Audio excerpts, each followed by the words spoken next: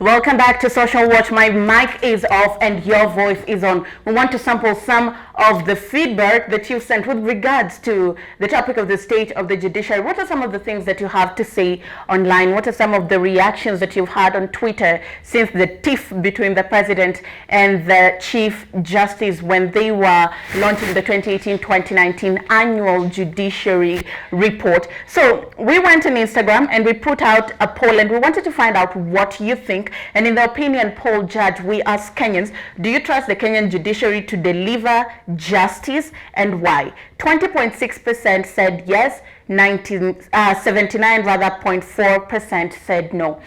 Very briefly, in 30 seconds, why do you think Kenyans do not have faith and trust in the judiciary system? Because the judiciary system lacks evidence that it is seriously concerned with corruption. The words may say different, but the actions speak louder than words. Okay, so let's sample some of the views that you've been sharing online. At Kizengela says, in Kenya we have two tribes, the rich and the poor. If you have money, then you're free to commit any crimes because you're sure the judiciary won't send you to jail. Hashtag guardians of corruption. Judge? That is a perception which unfortunately cannot be completely ruled out, because the court clerk once said that only the poor and go to jail in Kenya has tended to be correct. Most of the rich people who get themselves in difficulties somehow get away to wriggle out of their judicial problems, and they get acquitted. Recently saw an acquittal, very worrying acquittal, worrying acquittal of the Solai Dam, which is quite obviously it cannot be out of judicial concern, because it suggests that the judicial officer concerned doesn't really care about that kind of thing, and can take it easily by blaming the prosecution and not taking any steps to ensure that justice is. Remember, justice is a concept. It is something that a judicial officer who does not feel the obligation to do justice is wrongly seated. He should not be there. Okay. A judicial officer should be concerned that he is not able to do justice when that situation arises. Okay, let's take a look at another tweet. And the shame with the Solai case is that people died and people lost their property. At Wamboi says, President Uhuru told CJ Maraga that judiciary wants more money, yet they block government from effecting new taxes. He asked where they expect the money to come from then. Uhuru should also tell Kenyans where new taxes will come from when he's killing the economy. This is just an agitated Kenyan saying, if you're not going to give the judiciary money because you say there's no money in the system, then don't be asking for more money from Kenyans, because we're also feeling the heat. Yeah, that's a comment I wouldn't want to get involved in. Okay, let's take a look at another. At Anthony Swale says the BBI task force was allocated 10 billion, while the budgetary allocation for the judiciary for the financial year 2019 was 1.5 billion. In short, the BBI task force is more significant than the other arms of government. The executive is simply twisting the judiciary for personal gains. How true is this? I don't think it is true. And I do hope it isn't true. I think there is a gross misunderstanding of how resources ought to be allocated, and the concerns that one may have on which one is the effective. For instance, BBI task force allocated 10 billion. I am unable to see what the 10 billion would be doing with the judiciary, but there may be an explanation. There may be some costings I can't see that justify allocation of 10 billion when the judiciary is getting an allocation of 16 billion. I'm not able to comment on it. Okay, let's take a look at another. At Mimi Chuki says Joey was denied bail while Babu Owino since shooting is granted the bail. Corrupt judiciary, and all that Maraga is asking for is more money and better cars. Okay, our souls were sold long time ago. This just goes back to the point where you said a judicial officer should be concerned with justice. Let's take a look at another tweet. At Obin O'Brien says, all he asked for is money, money, money. No convictions, corrupt leaders released on bail, but he has guts to ask for the money. Uhuru, please revisit Maraga. So Kenyans are frustrated that no solid convictions are coming out of the judiciary, yet they want more money. Actually, the way to put it is not no solid judiciary are coming out of the judiciary, is that cases are not moving. You know, even if somebody is to be acquitted, let him be acquitted timelessly. Yes. People are just charged in the court. We don't then hear what happens to the cases. We ought to hear a case was filed.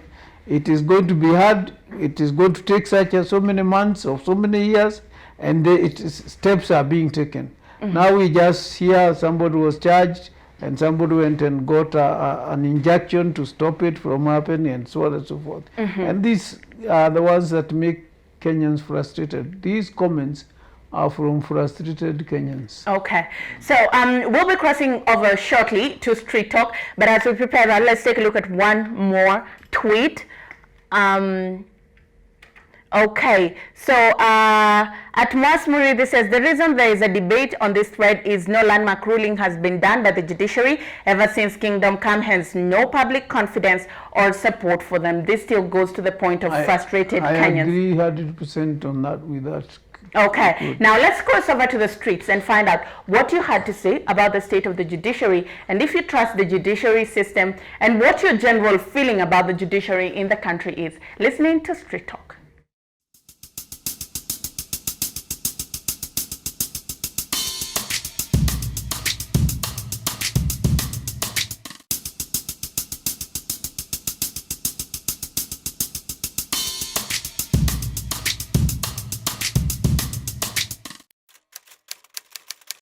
Personally, I've never had a case in court, but I've ever known somebody who had a relative who had a case in court. Yes, I know. At least I know people who have had cases. Mimi mwenyewe sijawahi kuwa na kesi, lakini kuna rafiki yangu. For me, sije kuwa na any in court, lakini I know politicians may face a lot of cases in courts.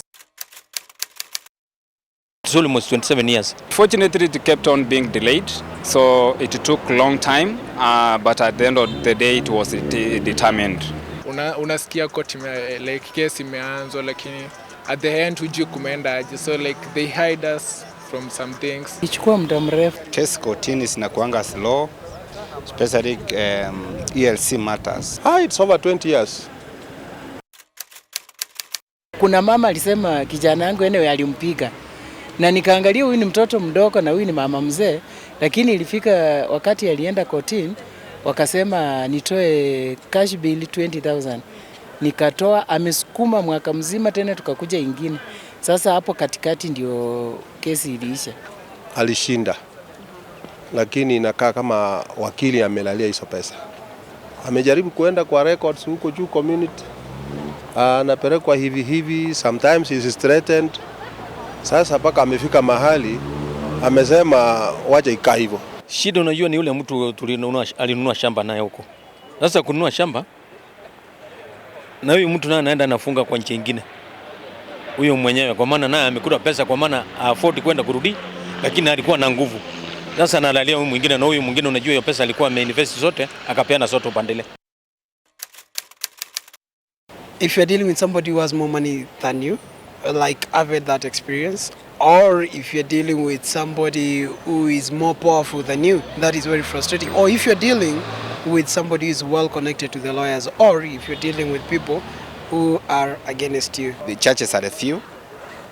Mawakili wanataka utajiri wa haraka, na sasa wanatumia wanadamu wengine kama vyombo ama chombo cha kupata pesa.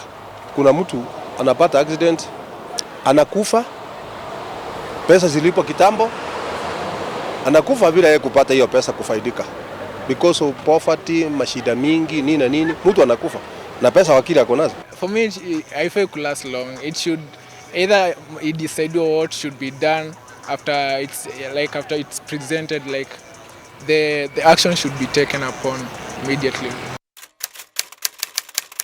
You've stolen from me and I have evidence against it. They should listen to your side of the story and my side of the story and come up with a way we can solve the issue. But the way things are handled nowadays, it is a matter not evidence that matters anymore. No, it is who you are, what you are, and your position. Be efficient in terms of those dray, and at least some cases, let's say like ELC, they put proper timeline on when the case will be concluded. Judges this time round, at least they are behaving a bit. Wamebehave, surely. Lakini kwa lawyers kitu necessary kufanya sasa ni law society of Kenya iwe strengthened. Ikiwa mtu ameshtakiwa pale, aondolewe kwa list na apelekwe kotini the same. Natakana tuchague wale watu wako transparency. Na ule mtu anajua kweli shida, ule amepata shida. Kuna wengine hawajapata shida na mwingine saa nyingine alielewa kwa utajiri hata ajui kama kuna shida inaweza tokea mali kama hapo. Si ndio hivyo tu. Justice delayed is justice denied. So I could really like the speed of the cases with the judiciary. So, Judge, those are some of the feedback that Kenyans are giving us out in the streets, and I'd just like to have a feel of what you think.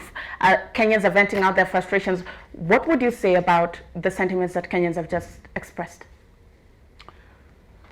Well, you can feel the frustration, the width of the frustration, and this, as I said, is largely because yes, the judiciary, you enter but you never come out. Mm-hmm.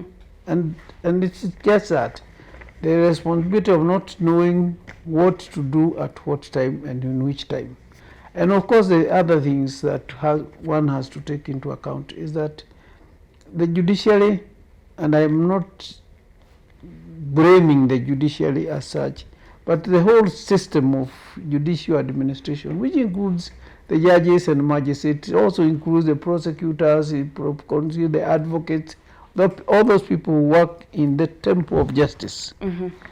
They must be conscious of the need to be seen to be doing right. Okay. Because justice must not only be done, mm-hmm.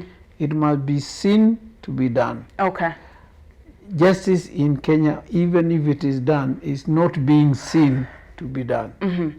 Because if you've been charged with an offense, for instance, and you are not tried for another 5 years or so, even when you are tried, the outcome, the weight of the matter has been dissolved. Yes, then because they are important cases. There are some cases that mm-hmm. require to be dealt with a certain amount of urgency. Very briefly, in 30 seconds. But let's say the case of Nairobi's governor of the city of Nairobi. Mm-hmm. If a case like that comes before the judiciary should be able to get rid of that case quickly enough, mm-hmm. so that you remove the state of uncertainty that comes with it. And it can't be that a case is started there, nobody knows when it will finish, and so on and so forth. Okay. There must be possible to do that. And now you can see how it puts us in a very difficult position. We don't know whether to go forward or to go backwards. Okay. Thank you, Judge, and thank you for making time to come on Metropole Debrief. Well, we've come to the close of the show. Thank you very much for tuning in. However, Metropole Debrief would not be itself if we didn't dose each other with a bitter dose of the truth. And today I'm sparing you, dear viewer, because Maraga and President Uhuru Kenyatta have to be told the truth. Now, the truth is these two individuals are grown men who are crying over nothing. The judiciary has been given funds. It can dispense its duties with the funds that it has been given, present a scorecard to Kenyans and say, this far we've gotten with 0.9%. This is how much further we can go with 1.5%. On the other hand, the president needs to get over his ego. When the judiciary says no to a government project, they're not saying no to Uhuru Kenyatta. This country is bigger than him. They're saying no to the process that was used to to rather arrive to that destination. The judiciary is just saying, reconsider the process. Now, this tussle could go on a battle of supremacy between the president and the CJ, but the person who suffers is the Kenyan. And you've seen the Kenyan at the street saying 27 years later, there is no justice. If the president is agitated that 3 years, 5 years later, investors are leaving the country, how does the Kenyan 27 years later feel? However, the judiciary also needs to do us justice. Sometimes common sense should supersede law school notes. I stand to be corrected and I rest my case. A very good evening to you and thank you for watching Metropole Debrief.